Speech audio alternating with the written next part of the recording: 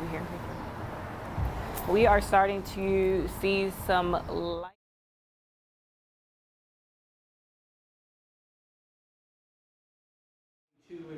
K92, yeah. K92. It cuts out there on the north side of Greensboro. Because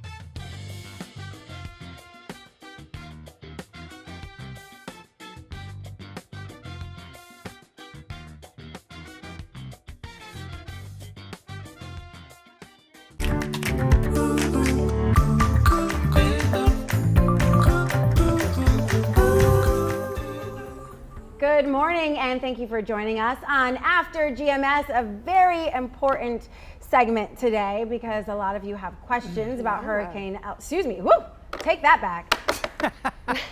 Take it back. Take it back. Hold up. What, the hurricane part? Okay. delete. Tropical Storm Elsa, hopefully soon to be Tropical Depression Elsa. Ooh, I don't want to speak anything into, words are powerful. Yeah.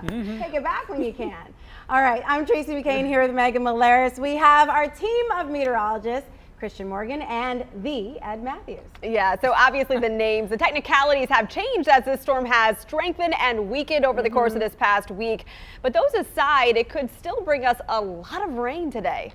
Yeah, that's right, guys. It's just going to be a soggy day of weather. So I said it in the chat here, your umbrellas, your rain boots, your raincoats, all that stuff is going to get a good workout today. Now, we are expecting a new advisory from the National Hurricane Center over the next 10 to 15 minutes. So I think by the end of the show, we'll have a new update on Elsa and its latest track, latest position and speed. But as of 5 o'clock, it was about 90 miles west-northwest of Charleston. So it's just north of Columbia now, starting to push into North Carolina with 40-mile-per-hour winds. And it was moving at 18 miles per hour. But to me, it looks like it's kind of picked up a little bit of speed. And that is actually good news for us. It'll continue to pick up speed and also weaken a bit as it tracks inland across North Carolina. You can see those outer bands, the heavier rain, those gustier winds now in the southern portions of our viewing area, and that light rain really starting to spread over the Triad now. By about 8:30, 9 o'clock, most all of us will at least have some rain, and then kind of that time frame that we're really watching is 10 to 3 for the heaviest rain. Now, check out some of these wind gusts. Strongest wind gust I've seen reported today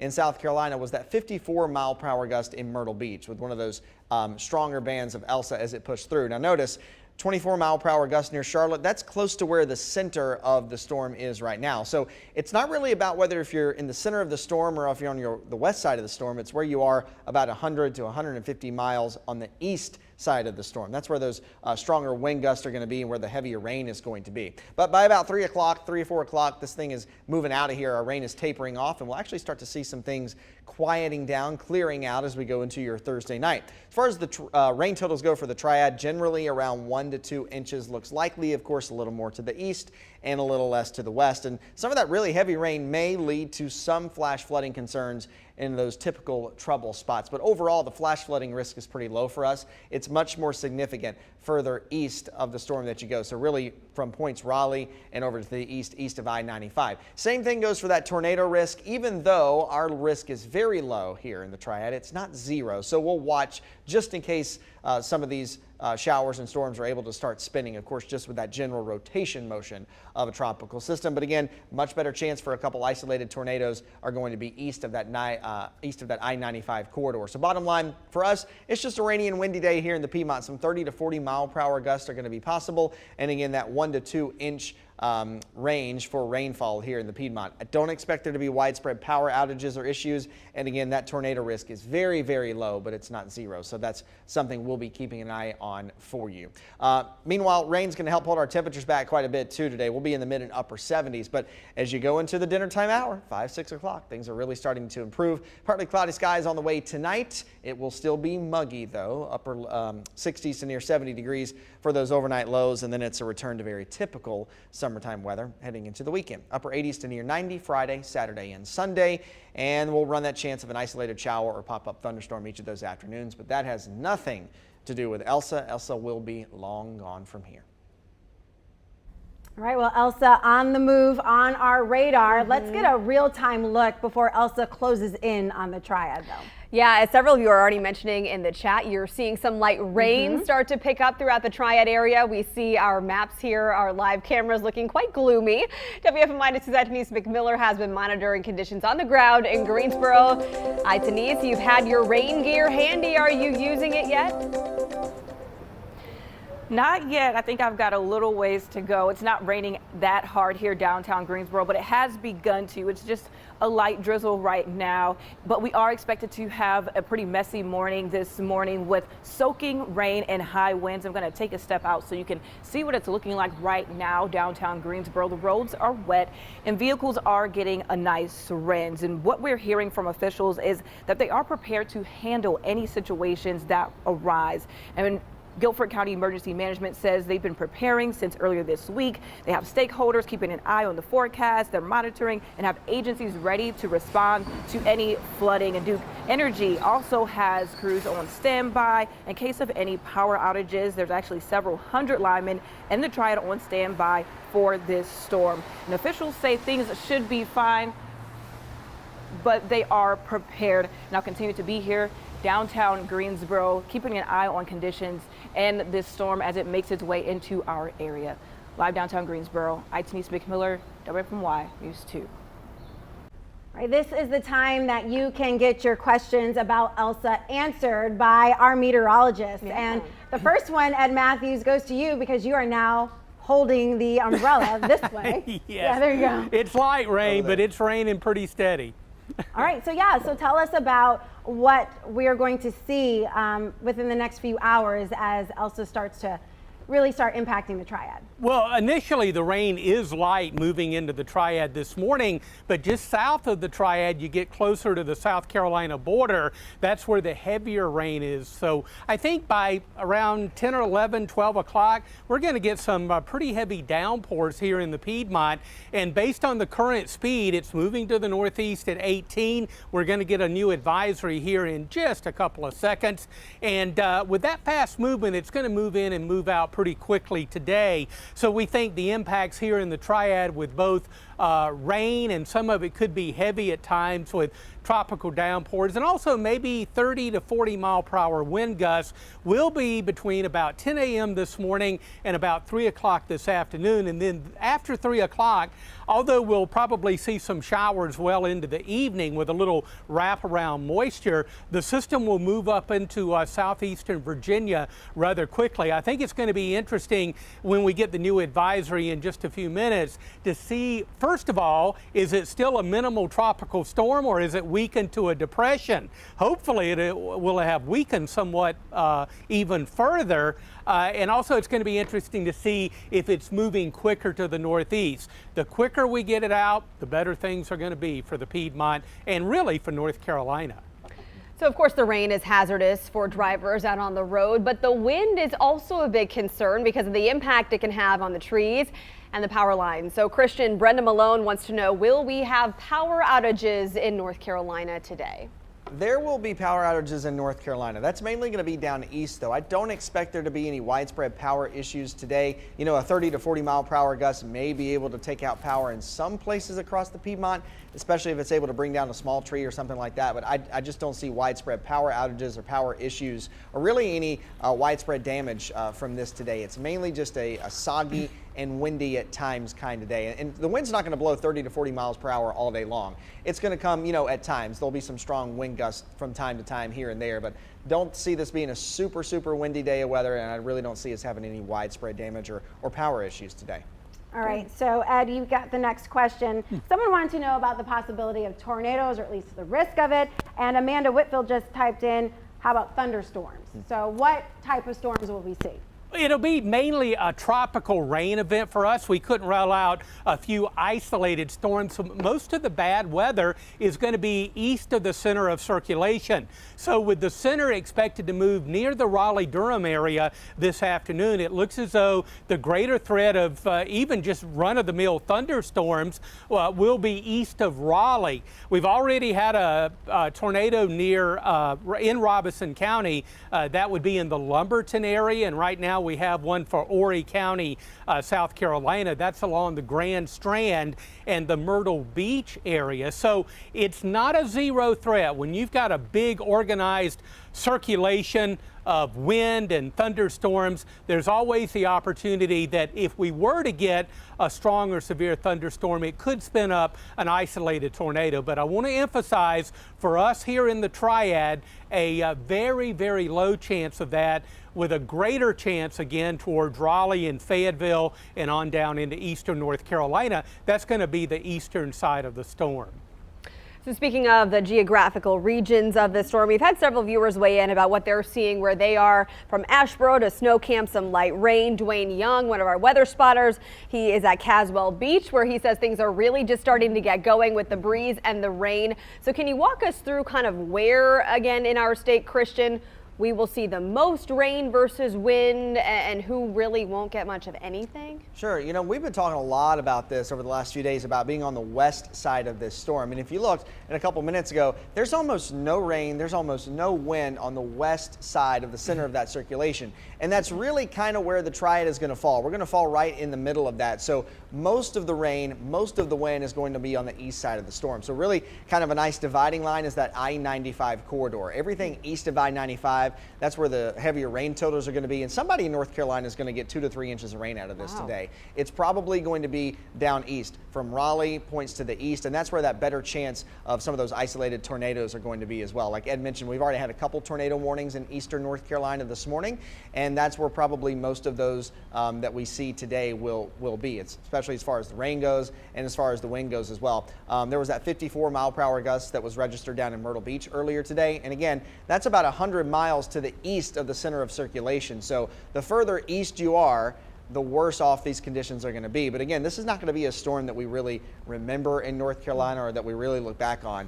And you know, thankfully, because it has been weakening as it's tracked across land. But again, Raleigh east, that's going to be your kind of dividing line for the heaviest rain and the strongest winds, and also that better chance for also minor flooding issues and those isolated tornadoes as well. All right, so we know Ed Matthews at the City of Greensboro is watching flooding possibilities, especially in those flood-prone areas. That could be a possibility today, especially if you are in an area or on a road that potentially sees a lot of flooding issues. Absolutely. Low-lying areas and also urban areas as well. It's not a big threat, but when you're talking about a tropical system and we get these areas of tropical downpours, I mean, it just really comes down in sheets of rain. And if we have any of those, they're more likely east of the Triad and into the coastal plain of North Carolina. But if we were to have a couple of those and it would rain really hard for say 30-45 minutes, that could accumulate some water rather quickly. So although not a big threat, there is some threat for at least some pockets of flash flooding. And what we will do, Christian and I, is just watch the radar very closely, and if we note these areas that are getting some heavy rain, that's where we'll zero in for the possibility of maybe a flash flood warning to be issued. But so far just light, but it's going to pick up in intensity as we go through late morning for sure. So Christian, Bobby observed, it always seems as though there is a calm in the air before these storms hit. I've been in the eye of a hurricane and know that it is calm when that happens. But before a storm, is there something to this sense of calmness? I think the sense of calmness is probably the fact that we have those clouds kind of looming overhead, and that it's just, I mean, if you step outside this morning, you can tell that there's a tropical storm close by, even if it's not here yet, just the way it feels outside. And usually if it feels one extreme or the other, if it feels like it shouldn't, then you know there's some bad weather approaching. And if you step outside this morning, you know it's not only warm, but I mean it's super muggy. Our dew points are in the mid 70s, which is really kind of off the charts, about as bad as it gets around here. So all of that tropical moisture is moving in. So I think kind of just the cloudiness and the dreariness of this morning, and not really a whole lot of wind yet, again, because we're on the north and west side of this, is kind of that calming factor. But as we go through the middle of the day and the afternoon, that calming factor will kind of go away. It'll just be soggy and windy. So it's funny that you mentioned that, because normally on my ride into work, I see about 8 to 10 deer every morning. And I know where they're going to be generally. I didn't see any today on my way in. It's like they're all like, oh, storm's coming. We're not hanging out near the street, the road, or the neighborhoods today. I don't know what their deal was, but I was actually looking for them, like, hey, where are my friends? Like, I looked for you on my way into work. Did not see one. So we're getting a lot of reports right now from different areas about light rain. Ed, earlier you mentioned Mebane might see a lot of rain because they're kind of right on that fringe in the east side of things. So if someone has an appointment this afternoon, should they, what do you think, keep it, or is it going to be too dangerous to get out and about? Like, Yeah, I wouldn't say it would be too dangerous to get out, but boy, if you're driving down the highway and you happen to get into one of these tropical sheets of rain, the smart thing, obviously, is to slow down. And if it's really bad enough, just pull off to the side of the road. It won't last very long. And, you know, talking about rainfall, heavy rainfall, again, all the action increases as you go east of the Triad. For example, I would expect Burlington and Mebane and Hall River to get more rainfall than Kernersville, Winston-Salem, and Yadkinville, because from east to west, that rainfall totals are really going to drop off rather quickly, and we'll be able to show you that once the rain is over with later today, and we can show you the numbers. But certainly things in terms of the severe weather threat, the possibility of heavy downpours and flash flooding really increase as we go east of the Triad towards Raleigh-Durham and down into the coastal plain in the eastern coastal sections of North Carolina. So following up on that, Christian, we've heard a couple reports from our viewers in Danville who say we really need this rain. We've been so dry. All over, we've been really dry. I mean, just look at the plants in your yard. They need rain. Will this storm help us catch up on some of that rain deficit we've been experiencing? It definitely will do that. Yeah, you know, it definitely will. Generally, 1 to 2 inches is kind of a good range for the Triad. Again, a little more to the east, a little less to the west, like Ed mentioned. But this thing is going to be tracking off to the northeast, right? So it's not going to be, you know, west to east, moving through the foothills and then the Triad and then kind of pushing over to the Raleigh area. So as it tracks to the northeast, it's weakening, but it's also picking up speed, and so there will still be some rain left, you know, by the time it clips southeastern Virginia. So Danville and those areas just north of the North Carolina-Virginia border, they're going to get in on some rainfall. And of course, like Ed mentioned, this is a widespread rain event. This is not a hit or miss thunderstorm event like we've had so many of so far this summer. So this is just a good general rain. Of course, some of it heavy at times, but this will help us correct any of those dry or drought conditions that we have, you know, from South Carolina, North Carolina, and then up into the southeastern Virginia as well. So this will help a large amount of folks in the rain department. Awesome. Well, And go ahead, yeah. I wanted to say, to add to what Christian was talking about, I've had a lot of people to comment on my Facebook page throughout the past several days. We welcome the rain. And if I may, although obviously this can be a potentially serious situation, even with a tropical storm or a tropical depression, a lot of people are welcoming the rain.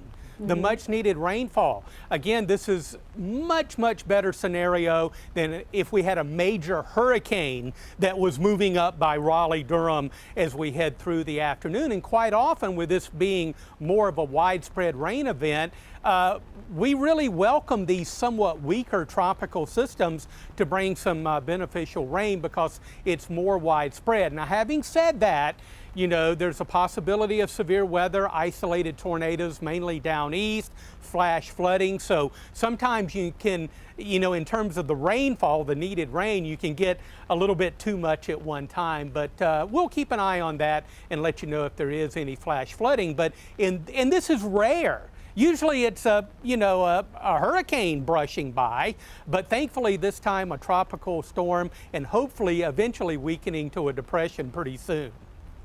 All right, this is a note for the producer in the booth. Do you want to keep going with questions? There are a few more here, or do you want to move on to headlines? Just want to make sure. Headlines? Okay, see how that works? I talk to them, they talk to me in my ear, then I repeat it, so they know I heard it. We'll talk about Elsa in just a few minutes, but if you have a question that you want answered, make sure you get it typed in now during these morning headlines, and then we'll get to it right afterwards. All right, so let's get started here with this. The man who owns a venom-spitting cobra, zebra cobra it's called, that escaped and recently was captured in Raleigh is now facing dozens of charges. 21-year-old Christopher Gifford has 40 misdemeanor charges for violating a state statute regulating the ownership of venomous reptiles. The snake is not native to the U.S., and it's unclear how Gifford got it to North Carolina. Back in the Triad, one person is recovering this morning after yet another shooting in Winston-Salem last night. Officers say they heard the shots ring out and responded to the scene. They found one person shot multiple times on Cole Road.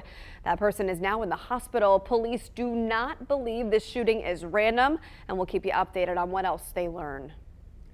North Carolina officials are contacting the next two winners in the state's vaccine lottery. A vaccinated adult will win $1 million, and someone between 12 and 17 years old will win a $125,000 scholarship. We won't know who won for a few days, but of course we'll keep you updated.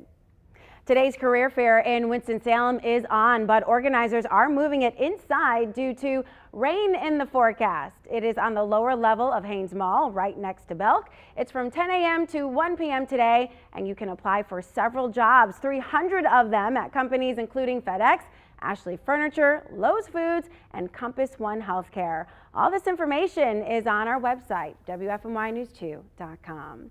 All right, that was a quick look at our morning headlines. Let's get right back to Tropical Storm Elsa, which hopefully in the next few hours will become a depression. But Ed, as you said, it's really only a matter of title at this point. Yeah, I'm going to throw another curveball and talk to the control room. If you guys could just quickly, and we're going to continue this discussion, and we certainly appreciate your questions. If you'd pop up Max 1, I'll go ahead and give you the update because it just came in a few minutes ago. Still moving to the northeast at 18 miles per hour.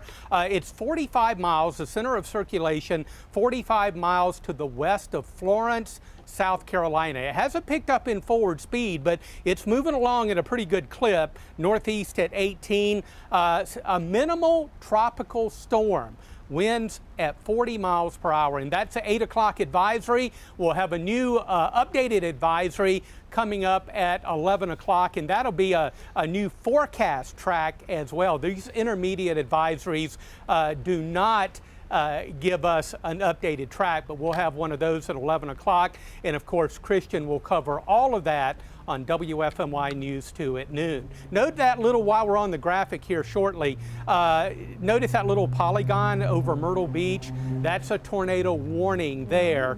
That'll likely expire pretty soon as that line of storms, that band of heavier rain and thunderstorms moves through Horry County. That's headed up into southeastern North Carolina, so we'll see what happens as it moves into the Tar Heel State.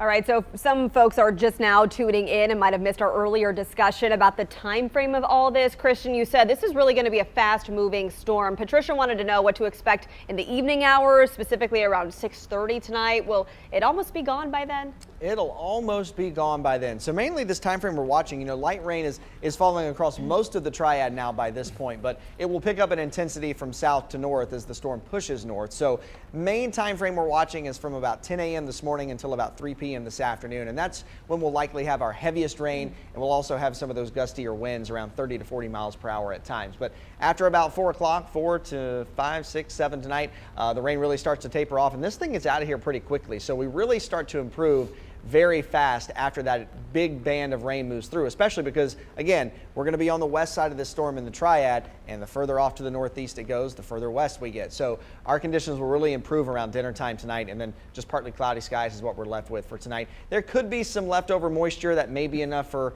an isolated shower or maybe a thunderstorm this evening, but things really improve after about 4 o'clock. It's just kind of a soggy middle of the day and afternoon.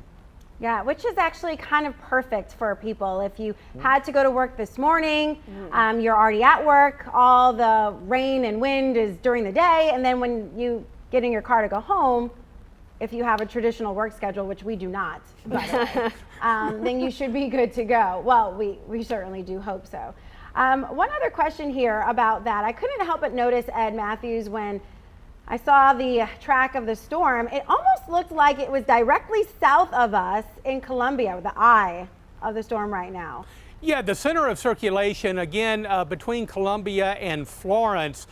Florence is not worded on the map there that I just showed you, but Columbia is just to the west of Florence, and Florence is just to the west of Myrtle Beach, if you will. So the center of circulation, again, about 45 miles to the west of Florence, South Carolina, tracking on to the northeast. Expecting it to move generally through the southern areas of North Carolina as we go through the morning, and that would be through the Sandhills and down around the Fayetteville, Fort Bragg area, and then lift towards Raleigh, Durham during the afternoon. So we're still looking at that easterly track.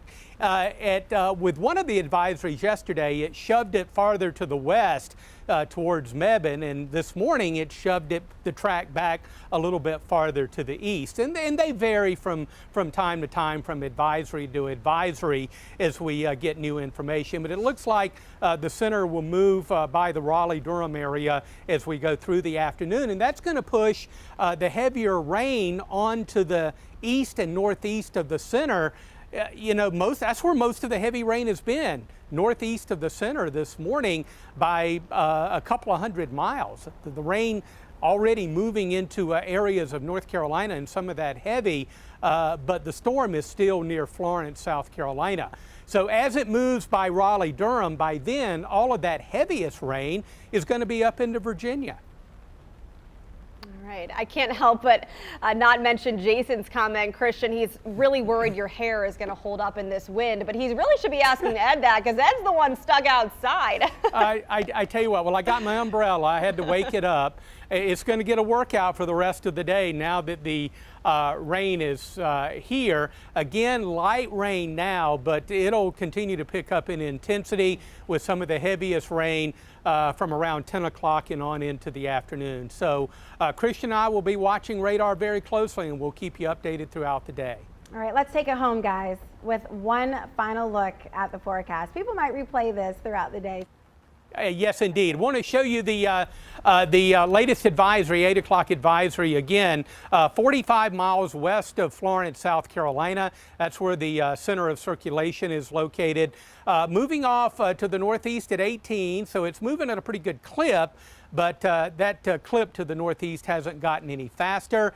Just barely a tropical storm with winds of 40 miles per hour. And you can see that rain already moving into the Triad. You go south of Asheboro and down around Sanford and Southern Pines and Carthage and Moore County. The rain is a little heavier there. What we're seeing here in the immediate Triad and over towards the Triangle is generally light rain, but you can see with the storm tracking northeast, the rain bands are lifting to the north. So again, the rain elements and the rate of rain will only increase as we head through late morning and early afternoon. Temperatures will hold in the mid and upper 40s, wind gust 30, maybe even as high as 40 miles per hour for that 10 a.m. to 3 p.m. time frame. And then it's just back to July, and we can rest a little bit and forget about the tropics for a little while as we go into Friday and the weekend and early next week. Back to typical July weather. That means temperatures up near 90 each day, and with that heating, we'll get a few pop-up storms each afternoon and evening. And just think, we're really at the start of hurricane season. Right. Yeah, Christian and I were commenting earlier, you know, there's nothing else going on in the tropics at the moment, but that can change on a dime. You know, we're getting into that, you know, that part of the hurricane season, more active as we go into August and September, but hopefully for a while it'll stay quiet now. One other point I want to make, headed to the Carolina coast this weekend. It's going to be really a beautiful weekend, but the ocean, as always, will be in motion. And this system is going to move off the east coast, so I would imagine the water's still churning up even through Saturday and Sunday. Check with the lifeguard and local officials about the rip current situation. We want you to be safe as you go on your vacation. Yeah, already on our 5th named storm this year. That means the letter F is next. And I think back to a few years ago when Hurricane Florence, the F named storm, wasn't until September. We're still in early July, so it's probably going to be an active season. Yeah, you know, guys, typically June, July are not really that busy. Of course, there are one or two, clearly, like we have right now. But that late August through September, even sometimes early October, that time frame really is when things start to heat up in the tropics. The ocean has a whole lot more time to heat up, and it's just all the environmental conditions are right a little bit later in the summer than early on. So while things aren't too busy right now, once Elsa gets out of here, we will not let our guard down. We'll have our eyes on it. All right. Thankfully, we're able to get to all of your questions during this extended edition of After GMS, but very important ones as you plan your day. Most importantly, be safe, keep your guard up, keep that News 2 app handy, and our team will keep you updated throughout the day. Take care, everybody. Have a great day.